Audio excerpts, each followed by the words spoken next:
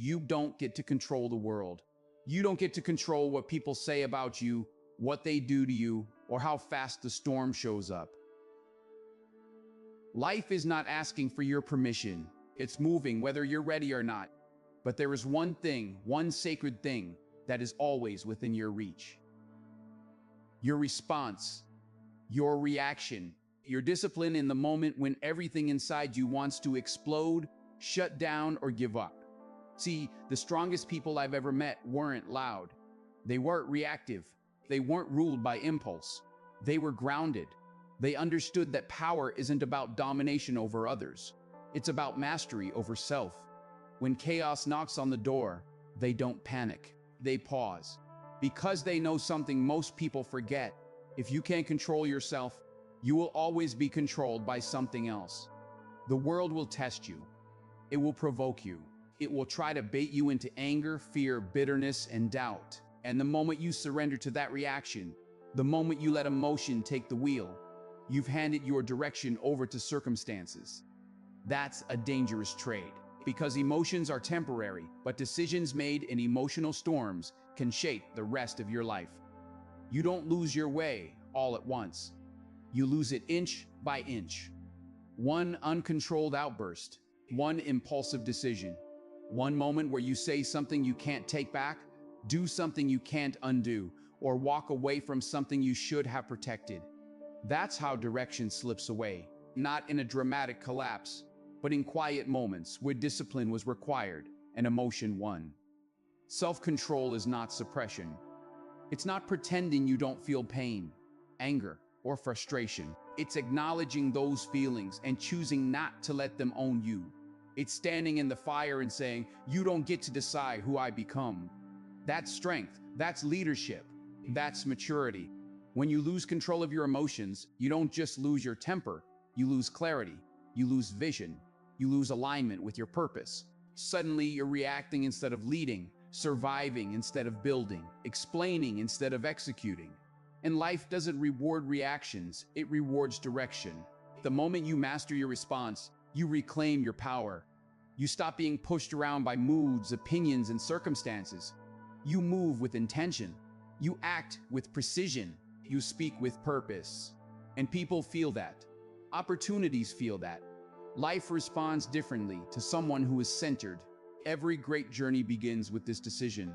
I will not let the outside world dictate the inside of me. I will not let temporary emotions sabotage long-term destiny. I will breathe before I react. I will think before I speak. I will choose discipline over drama. Because once you learn to control yourself, no storm can knock you off course.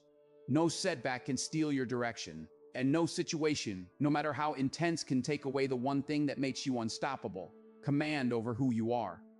Motivation is loud. It shows up when things feel good, when the music is right, when the vision feels close. But motivation is a visitor. Discipline is a resident. Discipline lives with you when the lights are off, when nobody's watching, when your body is tired and your mind is looking for an exit. See, the truth most people don't want to hear is this: you will not always feel like it. You won't always feel inspired. You won't always feel strong. And if your life only moves forward when you feel motivated, then your life will move very slowly. Feelings are unreliable.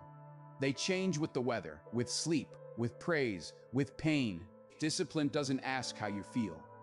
Discipline asks who you decided to be. The people who win aren't special. They're committed.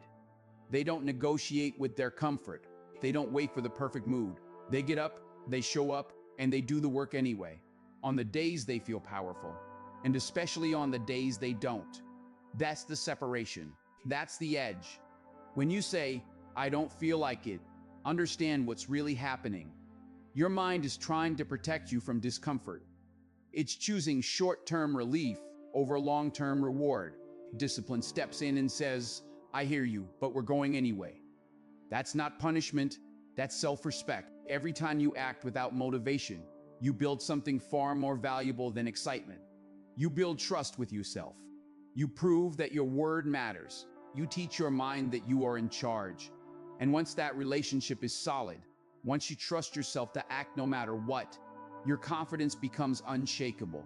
Discipline is what carries you through the boring days, the lonely days, the days when progress is invisible. Motivation wants applause. Discipline works in silence. Motivation wants results now.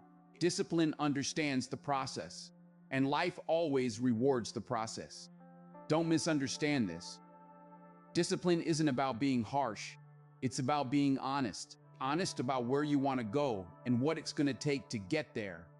It's about choosing growth over comfort, direction over emotion, purpose over excuses. You don't rise to the level of your motivation. You fall to the level of your discipline.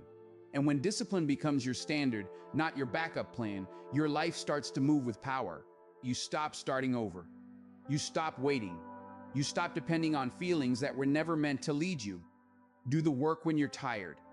Do it when you're unsure. Do it when no one is clapping, because those are the moments that decide who you become.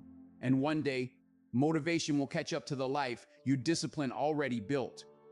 Pressure is not a mistake in your life. It's not a sign that something has gone wrong. Pressure is proof that you're in the arena. Nobody feels pressure sitting on the sidelines. Nobody feels pressure playing small, hiding, or settling. Pressure shows up when you're moving towards something that matters. You don't get to vote on whether pressure comes, it's coming. With responsibility, with ambition, with growth, with love, with loss. The only real question is who you become when it's on your shoulders. Because pressure doesn't create character, it reveals it. Some people shrink, they complain, they look for someone to blame. They ask, why me? And pressure breaks them. Not because it's too heavy, but because they never decided who they would be before it arrived. Others stand taller. They get quieter, more focused, more deliberate. Pressure sharpens them. It forces them to rise to a standard they didn't even know they had. Life will squeeze you. And when it does, whatever is inside you will come out. Fear or faith, excuses or ownership, discipline or chaos. That's why preparation matters. That's why self-mastery matters. Because under pressure, you don't rise to your dreams. You fall to your training. Pressure is a teacher. It strips away the fake confidence, the borrowed beliefs, the talk. It leaves you alone with your habits, your mindset, your values. In those moments, you find out if you've been living on motivation or on principle, if you've been chasing comfort or building resilience. Legends aren't born in calm seasons. They're forged when the heat is on and quitting would make sense. When the weight is heavy and the margin for error is thin. When there's no applause, no guarantees, and no easy way out. That's where identity is cemented. You can't control the pressure, but you can control your posture under it. Will you fold inward, or will you anchor yourself and push back? Will you let the moment define you, or will you define the moment? Pressure doesn't ask for permission. It demands a response. And one day, when people look at your life and wonder how you became who you are, they won't see the pressure you felt. They'll see the strength it produced. Because the same pressure that breaks the unprepared is the exact pressure that builds legends. You can be winning on the outside and still be losing where it matters most. Applause can be loud. Achievements can look impressive. Titles, money, recognition, they can all pile up. But if inside you're broken, insecure, and at war with yourself, none of it will ever feel like enough. A hollow victory is still a loss. The real battlefield is internal. That's where confidence is built or destroyed. That's where discipline either stands firm or collapses. If your inner voice is constantly tearing you down, doubting your worth, replaying failures, no external wind will silence it for long. You might celebrate tonight, but tomorrow the noise comes back. And that's exhausting. You don't rise above your self-image. You live in alignment with it. If you see yourself as weak, undeserving, or temporary, you'll sabotage success without even realizing it. You'll hesitate when it's time to commit. You'll flinch when it's time to lead. You'll downplay your own greatness because deep down, you don't believe you're allowed to keep it. That's why control of your thoughts is not optional. It's survival. Your mind will throw negative thoughts at you constantly. Doubt, fear, comparison, regret. That's not failure, that's being human. The failure is letting those thoughts sit there, unpack, and move in. You have to learn to catch them in the moment. not tomorrow, not after they've ruined your focus. Right when they show up, a negative thought is like a spark. Deal with it immediately or it becomes a fire. You don't argue with it. You don't analyze it. You shut it down. You replace it. You say no. No, that's not who I am. No, that's not where I'm going. No, I don't live there anymore. Mental strength is not about never having dark thoughts. It's about refusing to let them drive. You can acknowledge the thought without obeying it. You can feel the fear without following it. That's control. That's power. When you win the internal fight, everything outside aligns. Pressure feels lighter. Focus becomes sharper. Decisions become cleaner. You move with calm confidence because you're not constantly fighting yourself. And when the world gets loud, your mind stays quiet. Because at the end of the day, the greatest victory is not what you conquer out there. It's what you silence in here. Comfort is seductive. It doesn't attack you. It invites you. It whispers, "You've done enough. Rest a little longer. You deserve this." And before you realize it, comfort has made a home in your habits, your schedule, your decisions. That's how it wins. If you don't control comfort, comfort will control you, not violently, slowly, softly. It lowers your standards without asking. It stretches your brakes and shortens your discipline. It convinces you that tomorrow is always a better time to push, to risk, to grow, and tomorrow keeps moving. Comfort doesn't ruin lives overnight, it dulls them. It turns sharp dreams into distant memories. It makes potential heavy. It keeps you safe. But safety was never the goal. Growth lives outside of comfort. Purpose lives outside of comfort. Everything you say you want is waiting on the other side of discomfort. The problem is, comfort feels productive. You're busy. You're occupied. You're doing just enough to justify staying where you are. But comfort never asks you to become more. It asks you to stay familiar. And familiar can be dangerous when you were meant for more. The moment you start choosing comfort over discipline, the balance shifts. You stop leading your life and start managing your excuses. You negotiate with yourself. You delay hard conversations. You avoid the work that demands focus and sacrifice. And slowly, comfort becomes the boss. Discipline is the only counterweight. Discipline says, get up. Discipline says, do it anyway. Discipline doesn't care that it's inconvenient. It cares that it's necessary. Every time you choose discomfort on purpose, you weaken comfort's grip on you. Greatness has a cost, and one of the first prices you pay is convenience. You don't get to grow and stay comfortable. You don't get to evolve and stay cozy. You have to decide what matters more, the ease of now or the reward of later. Control comfort, or it will quietly take everything you said you wanted. Every new level of your life demands a new version of you, and this is where most people get stuck. They want new results, new opportunities, new respect, but they keep showing up as the old self, old habits, old thinking, old limits. That version cannot survive where you're trying to go. You don't evolve by addition. You evolve by subtraction. Something has to go. And most of the time, it's not people or circumstances, it's identity. The old version of you knew how to survive certain conditions. It learned behaviors that once protected you, but what protected you then may be sabotaging you now. Growth feels like loss because it is. You're saying goodbye to familiarity. You stepping away from patterns that feel safe, even if they're no longer useful. And your mind will resist that. It will remind you of who you've always been, what you've always done, how you've always reacted. But the future doesn't recognize the past version of you. You can't carry old excuses into a new season. You can't bring old discipline into a higher demand. You can't use yesterday's mindset to solve tomorrow's problems. At the next level, the pressure is heavier, the pace is faster, and the margin for error is thinner. The old you gets exposed there. Letting go is not betrayal. It's survival. You're not denying your past, you're honoring it by refusing to stay trapped in it. The old version did its job. It got you here. But it's not built for where you're going. There's a quiet moment in every transformation where you realize you can't go back and you can't stay the same. That moment is uncomfortable, lonely, uncertain, but it's also powerful because that's the moment you choose evolution over nostalgia. The people who make it don't cling to who they were. They commit to who they must become, and they understand one hard truth. If you don't let the old version of you die, the future version of you never gets to live. You can lose money and make it back. You can lose status and rebuild it. You can even lose relationships and find new ones. But when you lose focus and time, you lose something that never returns. That's the most dangerous loss of all. Because it happens quietly, and by the time you notice it, years are gone. Time doesn't warn you. It doesn't slow down because you were confused, hurt, or distracted. It keeps moving.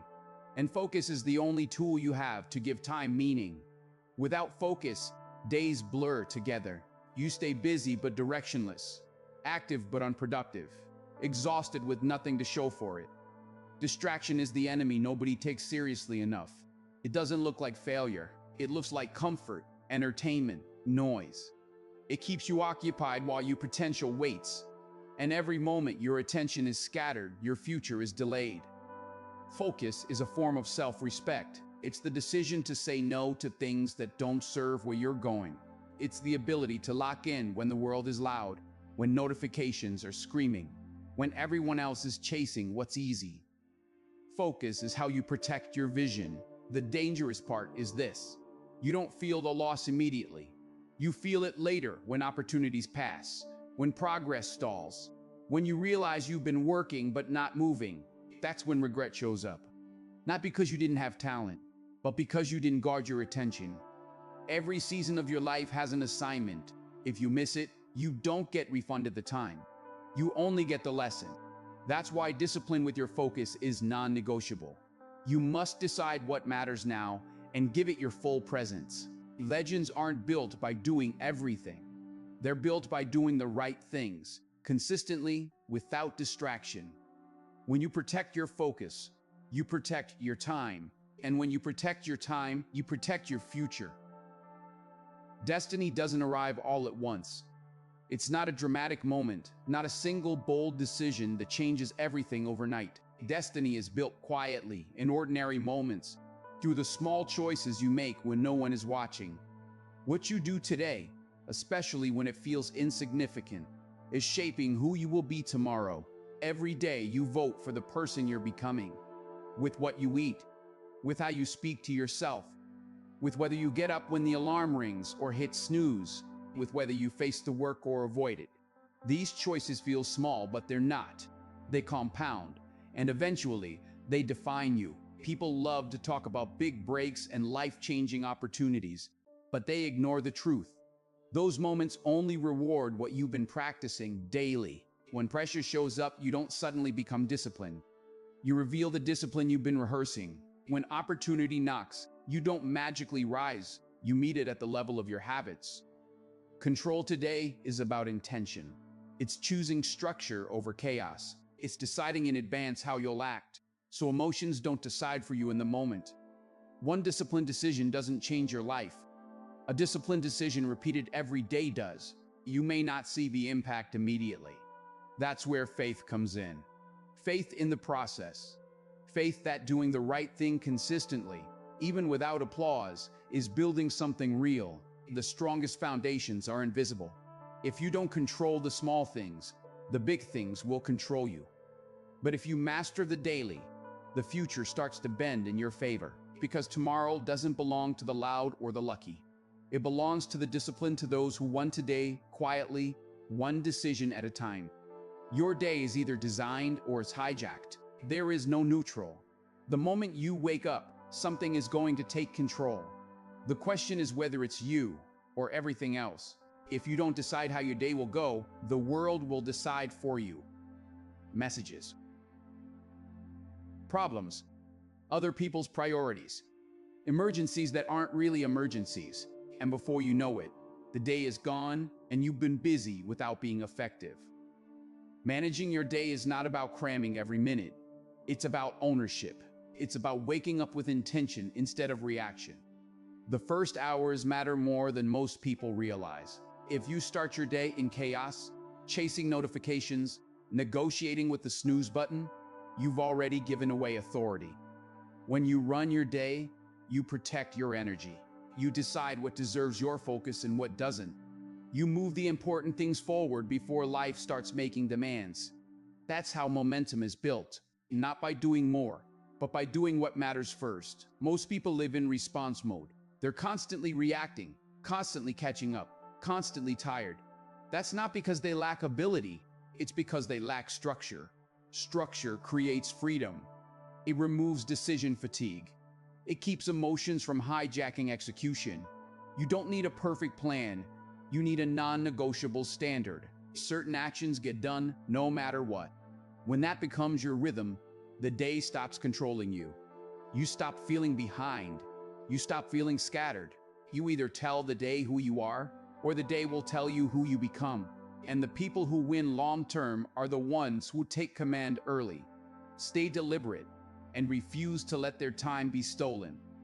If you take control now, your future starts working for you. Not later, not when everything lines up.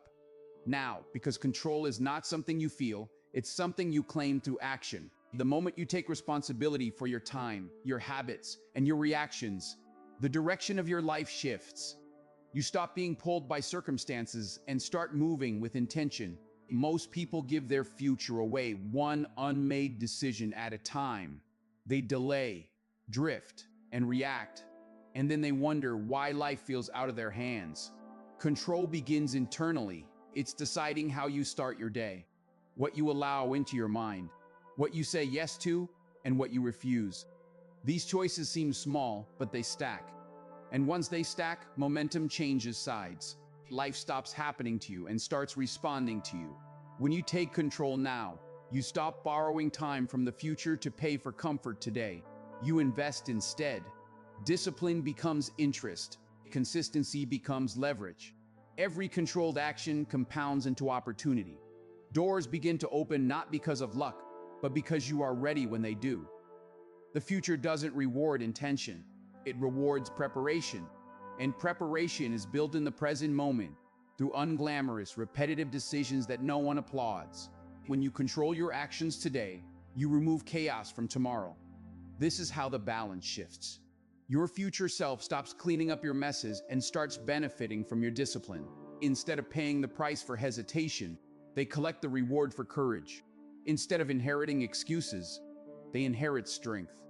Take control now, not aggressively, decisively, calmly, with standards, with discipline, with self-respect. Do that, and the future will meet you halfway.